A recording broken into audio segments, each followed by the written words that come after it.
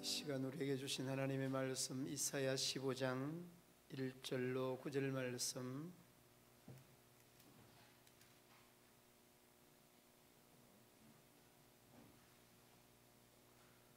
모압에 관한 경고라.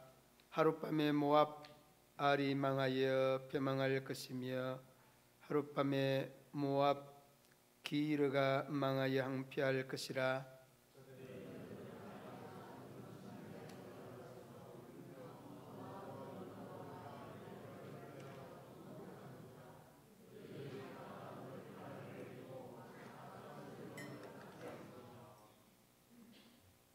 거리에서는 굵은 배로 몸을 동였으며 지붕과 넓은 곳에서는 각기 애통하여 심히 울며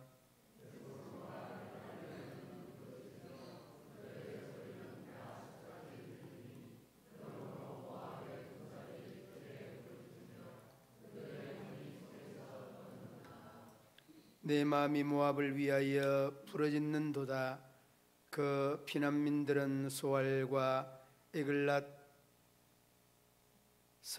설리시아까지 이르고 울며 로힛 비탈 길로 올라가며 호르나임 길에서 패망을 울부짖으니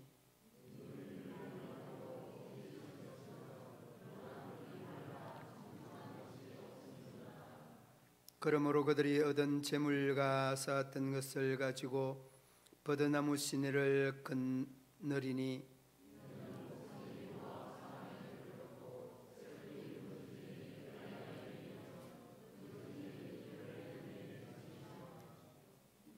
디몬 물에는 피가 가득함이로다. 그럴지라도 내가 디몬의 재앙을 더 내리되 모압이 도피한 자와 그 땅에 남은 자에게 사자를 보내리라. 아멘. 서부구역 특송해 주시겠습니다.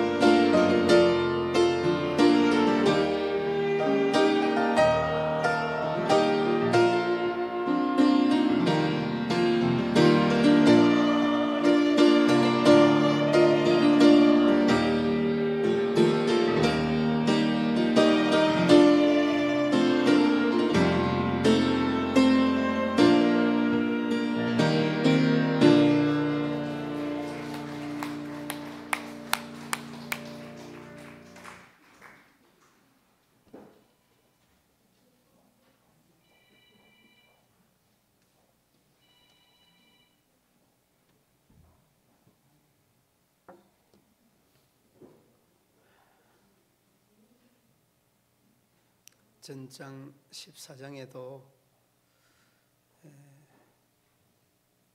찬양이 너무 은혜가 되니까 우리 성도님들이 그냥 넋을 놓고 있는 것 같아요. 저도 찬양이 은혜가 되지만은 지난 장 14장에도 그 나라들에 대한 멸망을 언급을 하고, 오늘 이 본장에도 이 모압이라고 하는 나라, 이 모압에 대한 멸망에 대해서 이사야 선지자가 예언하였던 내용들을 쭉 언급을 해주고 있습니다. 여러분, 심판이라고 하는 것은 성경적으로 표현하면 이 심판이라는 것은 종말론적인 이런 심판을 우리가 떠올리게 되고, 그 종말론적인 심판에서는 잘못한 사람들에 대한 죄를 정죄라 이렇게 표현을 합니다. 정죄. 이 정죄라고 하는 이 표현과 또 다르게는 징계라고 하는 이러한 표현이 있습니다. 여러분, 물론 이렇게 이해는 하고 또 알고 있는 부분이기는 하지만은, 정죄는 결론적으로 하나님께서 그 지었던 죄에 대한 심판을 하는 것이 정죄고, 이 징계는 우리가 흔히 부모들이 자녀들에게 사랑하니까 야단치는, 해초리질을 하는 이런 차원이 징계다 이렇게 표현을 합니다.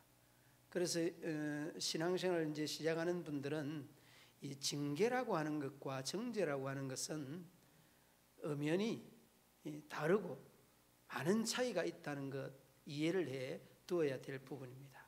정죄는 죄를 짓고 난 다음에 하나님께서 죄에 대해서 판결하는 것, 그러나 징계는 하나님께서 바른 길을 가도록, 선한 길을 가도록, 믿음의 길을 가도록 사랑의 이 해초리, 이 사랑의 해초리가 징계다, 이런 식의 이해가 필요하다는 것입니다.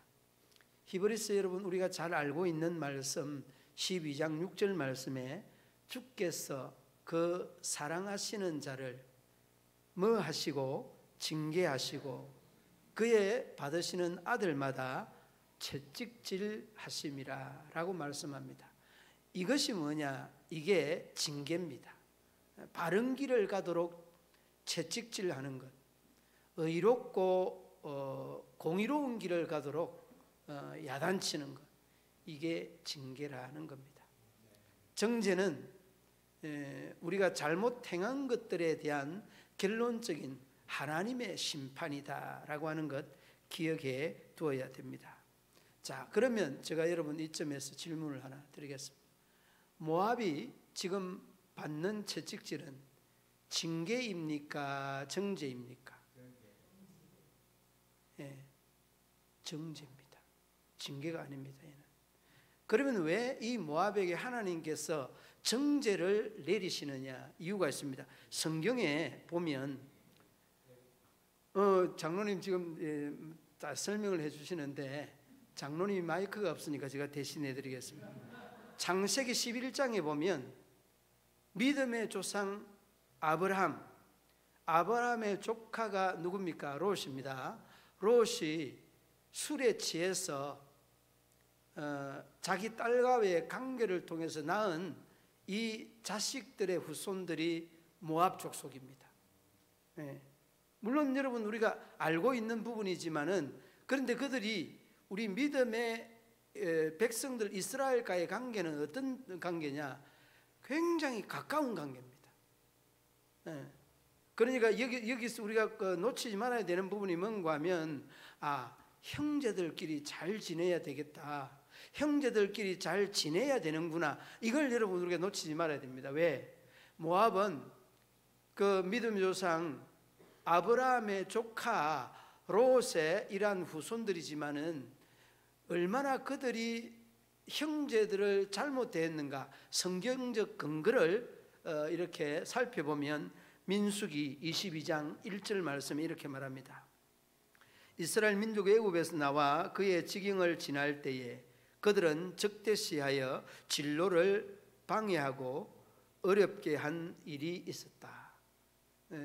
자기 땅을 지나가지 말라, 그러니까 형제에 대한 이런 그 예우 내지는 형제에 대한 이런 대우가 이렇게 불성실하였다는 것입니다. 사사기 3장 12절에 보면 이렇게 말합니다. 사사시대에 모압 왕 에글론이 이스라엘을 18년 동안이나 이스라엘 지배하고 압박하다가 사사 에웃에 의해서 다시 그 회복을 하는 정복이 되는 이런 일련의 과정을 봅니다. 그러니까 모압이 형제 나라에 대해서 통치하고 억압하고 이런 그 면들이 모압이 정죄를 받아야 되는 이유다는 겁니다.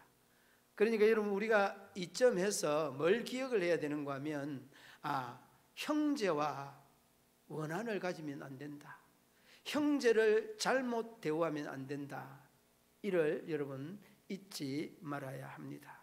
그래서 모압이 받는 심판은 이제 형제에 대한 잘못에 대한 심판이다. 물론 그 외에도 다른 것들은 있겠지만 여기에 오늘 초점을 맞췄습니다. 그러면 이 모압이 받는 정죄는 어떤 식으로 이루어지느냐, 1절 말씀 한번 보시기 바랍니다. 1절에 보면 함께 한번 읽어보시겠습니다. 모압에 관한 경고라. 하룻밤에 모압 알이 망하여 황폐할 것이며 하룻밤에 모압 기르가 망하여 황폐할 것이라. 여러분, 여기서 알과 기르는 이 모압 지역의 지명이기도 한데, 여러분 뭐 어떻게 망한다고요? 하룻밤에 망한다는 겁니다. 불과 여러분 하룻밤이면은 8시간, 겨울 같으면은 뭐 9시간 뭐 정도 되겠습니다만은, 아무튼 길어봐야 10시간 안에 다 망한다는 그런 뜻입니다. 하룻밤에 망한다는. 그런데 여러분, 하룻밤에 이 망한다는 의미를 그냥 밤사이에 망한다는 그런 의미보다 짧은 시간 안에 이 모압이 망한다는 그런 의미입니다. 밤이라고 하는 의미보다 짧은 시간 안에 망한다는 그런 의미를 여러분 기억해야 됩니다. 그러니까 이런 표현을 흔히 우리가 시간에 대한 은유적 표현이다 이렇게 말합니다. 찰나에 망한다, 순간적으로 망한다, 뭐 이런 식으로 표현하는 것은 짧은 시간을 강조하기 위하여서 표현하는 이런 방법에 지나지 않습니다. 여러분, 그 역사적으로 보면 BC 모압이 망하였던 때 605년경에 바벨론 왕 느부갓네살에 의해서 이 모압이 망하게 되어집니다. 그러니까 여러분, 우리가 기억해야 되는 것은 이사야 예언은 모두가 다 이루어지고 이루어지지 아니하는 것이 없다는 것, 이게 여러분 이사야 예언의 특징적인 부분입니다. 그러므로 여러분, 그 605년경에 바벨론 느부갓네살에 의해서 침략을 당하고 하룻밤 사이에 모압이 초토화되는 이러한 이사야 예언 그대로 이루어졌던 사건이 모압에 있었다는 것입니다. 그리고 그 이사야 예언 중에 특징이 단 하나도 빗나간 것이 없다는 것과, 그 다음에 또 다른 하나는 하나님께서 형제를 미워하고 적대시한 것까지도 치부하고 계셨다는. 그러니까 여러분, 우리가 형제를 미워한다는 것은 얼마나 하나님 앞에 큰 죄를 짓는 것인가라고 하는 것을 이 모압에 대한 멸망을 통해서 좀 더 깊이 있게 인지해야 됩니다. 여러분, 형제를 사랑하시기 바랍니다. 형제 자매를 사랑하시기 바랍니다. 인도네시아가 여러분 그 언젠가 그 지진으로 인하여서 20만 명이 넘는 인원이 일순간에 다 죽었죠. 그러니까 우리 일순간에 죽었던 그 과정들처럼 바로 하룻밤 사이에 사건이 일어난다는 것은 짧은 시간 안에 하나님의 심판이 주어진다는 것인데, 이러한 천재지변적인 의미가 아니에요. 이게 하룻밤 사이라고 하는 것은 자기도 의식하지 않는 상태, 자기도 대처할 수 없는 이런 상태에서 하나님께 심판이 주어진다라고 하는 그러한 말씀입니다. 그러므로 여러분, 우리가 형제를 미워한다는 것은 하나님 앞에 큰 죄를 짓는 것이다 하는 것을 마음으로 여러분 기억해야 됩니다. 동생이, 형님이, 아니면 부모가, 자식이 마음을 상하게 해도 그 형제가, 그 부모가, 그 자식이 언젠가 돌이킬 시간이 있다는 것을 여러분 기억하고 사랑해 줄 수 있어요. 모압이 받는 심판은 살인죄에 대한 심판이 아닙니다. 간음죄에 대한 심판이 아닙니다. 형제 미워하는 데에 대한 심판이라는 겁니다. 여러분, 오늘은 어떻습니까? 오늘 살아가는 우리 모두가 다 형제를 내 몸처럼 깍듯하게 배려하고 사랑하고 의해 줍니까? 예. 장로님 혼자만 아멘 하시잖아요. 예. 장로님 혼자. 그러니까 이런 부분들이 정말 2000년 전이나 지금이나 2000년 전이나 별반 다를 바 없다는 말씀이에요. 그러니까 여러분, 이사야 선지자를 통해서 모압에 대한 심판에 이 형제에 대한 배려와 사랑이 부족하였던 이런 면면들을 이사야 선지자를 통하여서 적나라하게 표현해 주고 있지 않습니까? 너무 아름답고 귀한 사건이 아닐 수 없습니다. 그리고 여러분 기억해야 되는 것은 형제 사랑에 대한 성경적 내용을 여기 접근을 해보면 시편 133편, 우리가 너무나 잘 알고 있는 내용, 1절로 3절 말씀에 나오는 내용인데, 형제가 연합하여 동거함이 어찌 그리 선하고 아름다운고. 여러분, 이 내용을 우리가 너무나 잘 알고 있는 내용입니다. 그리고 뒤로 이어지는 내용, 머리에는 보배로운 기름 곧 아론의 수염에 흘러서 그 옷깃까지 내린 같고 헐몬에 있으리 시온의 산들에 내린 같도다. 거기서 여호와께서 복을 명하셨나니 곧 영생이로다. 여러분, 이 시편 133편 말씀의 이 내용은 형제가 동거함이 어찌 그리 선하고 아름다운고, 이 표현은 복의 원천을 노래하고 있는 내용입니다. 그리고 마지막에 3절 말씀에 곧 여호와께서 복을 명하였다, 그렇게 말하지 않습니까? 영생의 복, 최고의 복, 거기서는 곧 형제가 연합하여 동거한다라고 하는 겁니다. 여러분, 연합에 대한 제일 첫 번째 선행 조건이 뭔지 아십니까? 연합이 잘 되는 데는 어떻게 이 연합이 잘 될 수 있습니까? 그 연합이 잘 되는 데는요, 누군가 모르게 희생하는 사람이 있습니다. 헌신하는 사람이 있습니다. 그러므로 여러분, 이 원리나 이러한 어떤 그 기준들은 교회 안에 구역이 잘 되는 데는 구역장의 헌신이 필요하고, 이 찬양대가 잘 되는 데는 반주자나 지휘자가, 그리고 이 각 파트의 파트장들의 희생이 있을 때에 잘 되는 거예요. 그냥 잘 되는 거 아니에요. 물론 여러분, 우리가 기도하고 물론 기도에 대한 후원들이 있지만은, 그러나 일선에 앞선 사람들의, 다시 말하면 우리 믿음의 형제 자매들이 이 그룹이 잘 되는 것은, 연합이 잘 되는 것은 희생하는 사람이 누군가 있는 겁니다. 가정에도 여러분, 가정의 행복이나 가정의 연합체가 잘 되는 데는 부모님의 희생이나 이 형제 자매들에 대한 희생하는 사람들이 반드시 있습니다.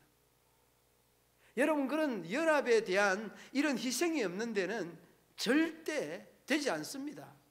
연합이 되지 않습니다.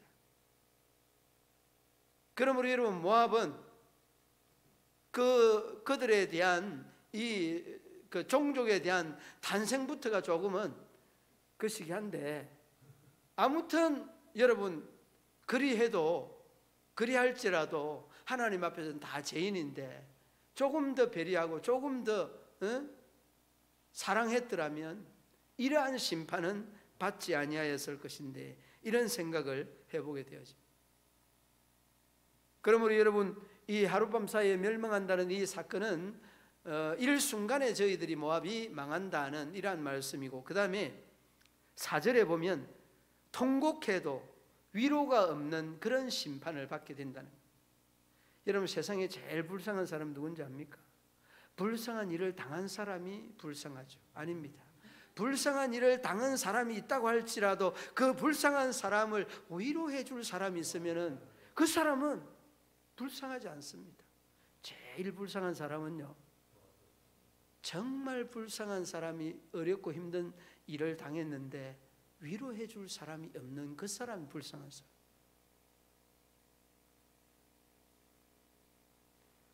어떤 고통도 어떤 시련도 이겨낼 수 있는 힘이 어디서 나느냐? 이웃들에 대한, 형제들에 대한 따뜻한 말 한마디, 거기에서 비롯되는 겁니다. 그런데 그러한 사람이 없다고 할 때에 그 사람만큼 불행한 사람이 또 어디에 있겠습니까? 그러므로 여러분, 우리가 불행한 사람 되지 아니하기 위하여서는 먼저 형제들에 대한, 이웃들에 대한 배려를 쭉 해야 됩니다. 저는 이제 목사이기 때문에 그런 풍경이 이렇게 보여요. 초상이 나면 걱정이 막 돼요. 이 사람은 우리 안 다녀서 갈 사람이 없을 것 같아요. 썰렁해요. 권사님 가야 됩니다. 전화를 막 해가지고 또 이렇게 억지로 이렇게 막 함께 동참을 하고 하는데 없어요, 사람이. 그런데 어떤 분들은 또 그냥 사람도 너무 많아요. 네, 너무 많아서 감당이 안 될 정도로 많아요. 자, 여러분, 우리가 무엇을 말하는지, 우리가 조금만 더 상대에 대한 배려나 이 이웃들에 대한 이러한 그 사랑이나 관심들이 이루어져서 나중에는 결과물로, 그 열매로 나타나는 이런 모습들을 많이 보지 않습니까?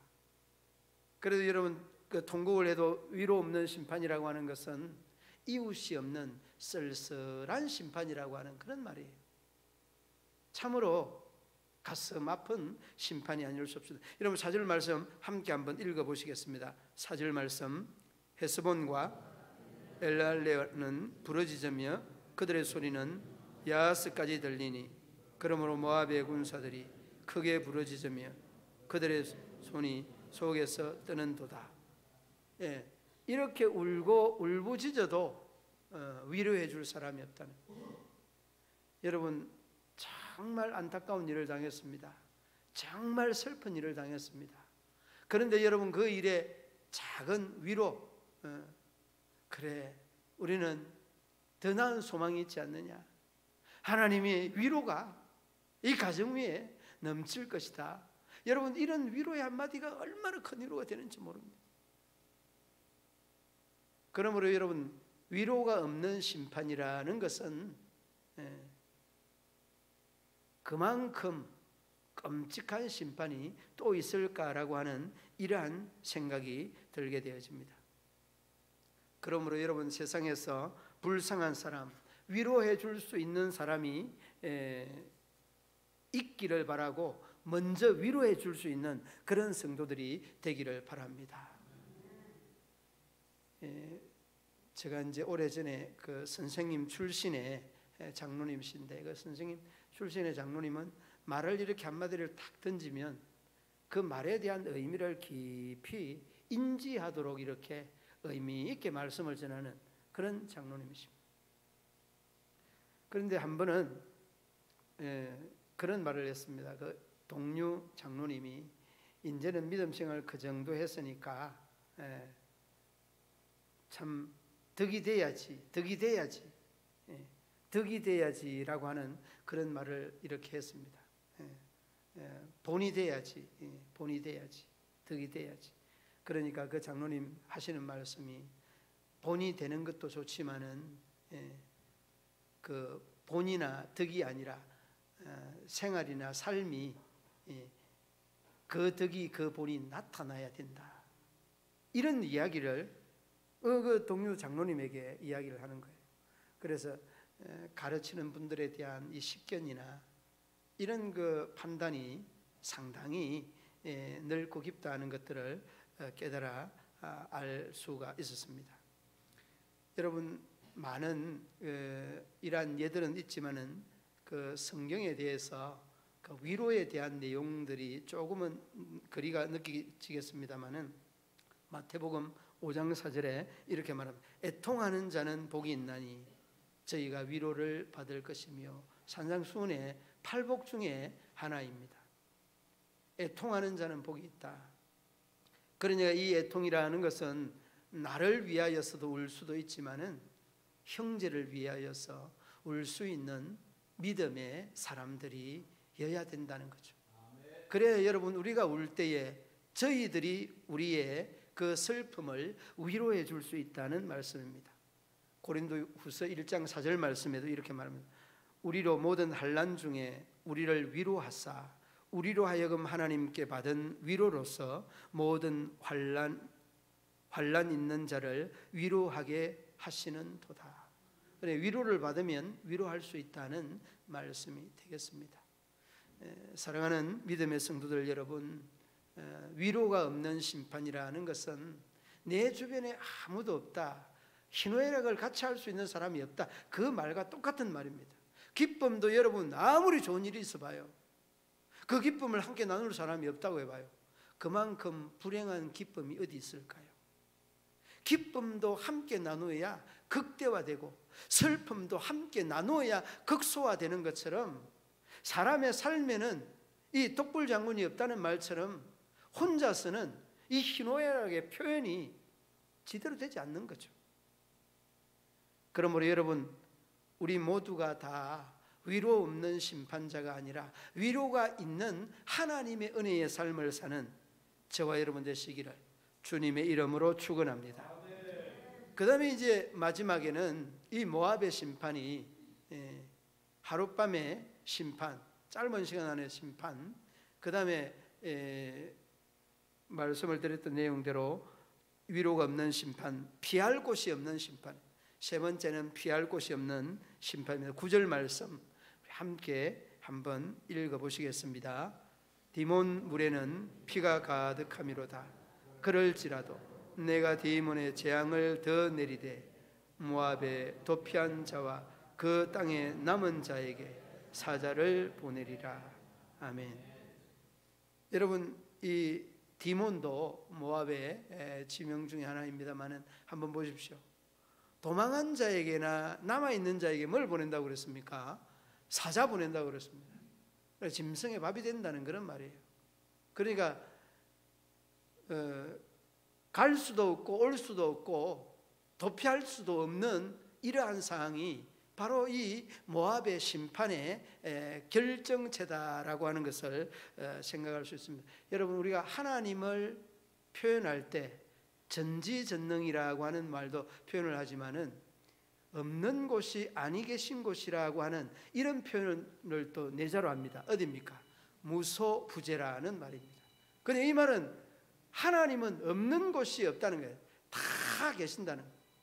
그런 표현을 말씀을 하고 있는데, 시편 139편 7절 말씀에 내가 주의 신을 떠나 어디로 가며 주의 앞에서 어디로 피하리까? 내가 하늘에 이어 올라갈지라도 거기 계시며 음부에 내 자리를 펼지라도 거기 계시나이다. 누가? 하나님. 하나님이 하늘에도 음부에도 아니 계신 곳이 없다. 여러분, 이 말씀을 쭉 읽으면서 생각나는 인물이 하나 있습니다. 누군가 하면은 요나. 이 니느웨 성에 가서 복음을 증거하라고 했는데 도망을 갑니다. 다시스로 도망을 가는데, 그 도망을 가면서도 그 마음 속에는 하나님에 대한 두려움이 자리 잡고 있었는 거죠. 그래 어떻게 했습니까? 배 제일 밑창, 배 제일 밑창에 딱 가서 그냥 머리 쳐박고 있었죠. 네, 없습니다 하고 있었는데 풍랑이 일어나고, 여러분, 그 풍랑을 하나님이 일으킨 겁니다. 누구 찾도록? 요나 찾도록. 요나 찾도록 다 풍랑을 일으켜서 그들이 전해주는 이런 형식에 따라서 다 제비를 뽑게 하고 이 풍랑에 대한 재물을 던져서 이 재물이 다 풍랑이 사라지도록 만드는 거죠.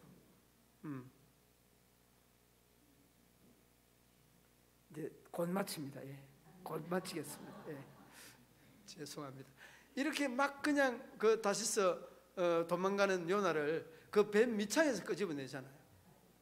뱀 밑창에서 끄집어내서 제비를 뽑게 하고, 그 제비가 또 참 지나갔으면은 그래도 또 이 다시스로 가는 그 길에서 성공을 할 수 있는데 정확하게 요나에게 딱 심지가 뽑히게 하잖아요. 그래서 그 내용을 보면서 제가 잠언서 16장 33절 말씀에 제비는 사람이 뽑지만은 이를 작정하기는 여호와께서 하느니라. 여러분, 이 말씀이 너무 딱 맞아 떨어지는 거예요. 그리고 그 16장 33절뿐만 아니라 그 중간 부분에 보면 16장 9절 말씀도 생각해요. 요나, 너가 계획을 해도 너의 걸음을 인도하는 자는 하나님이시다고. 그러니까 여러분, 이 말씀들이 너무나 절묘하게 맞아 떨어지니까 이 지혜의 왕 솔로몬이 그런 식으로 고백을 하는 겁니다. 그러므로 여러분, 피할 곳이 없는 하나님 앞에서 우리가 뭐 나의 어떤 지식이나 나의 어떤 경험을 앞세우고 내세워서 뭐 권력, 뭐 물질, 돈, 지식, 기술 아무 소용이 없어요. 아무 소용이 없어요. 오직 우리 앞에는 뭐가 보여야 되느냐? 하나님이 보여야 돼요. 하나님 한 분이 우리의 모든 문제에 대한 이 근본적인 문제를 해결할 뿐만 아니라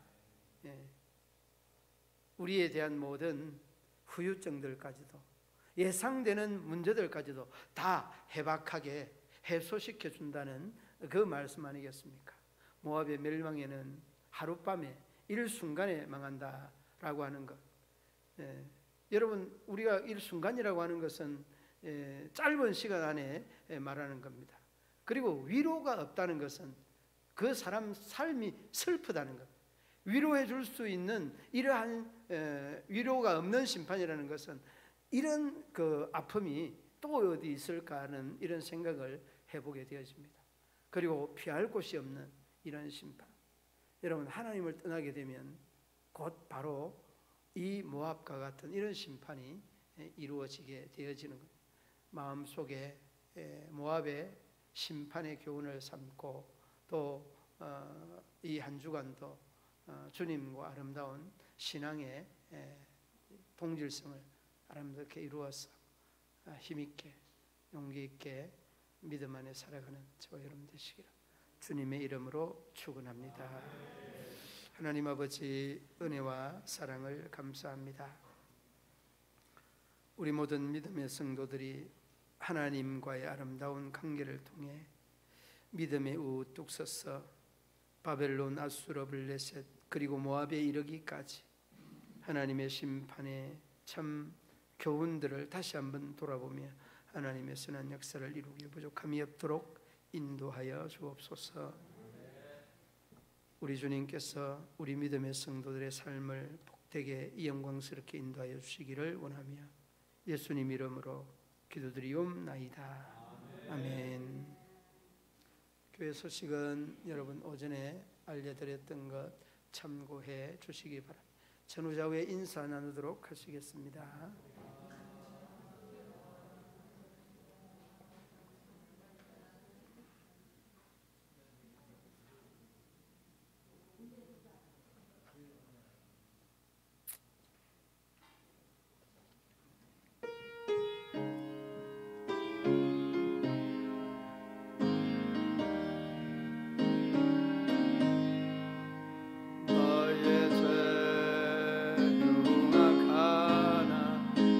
God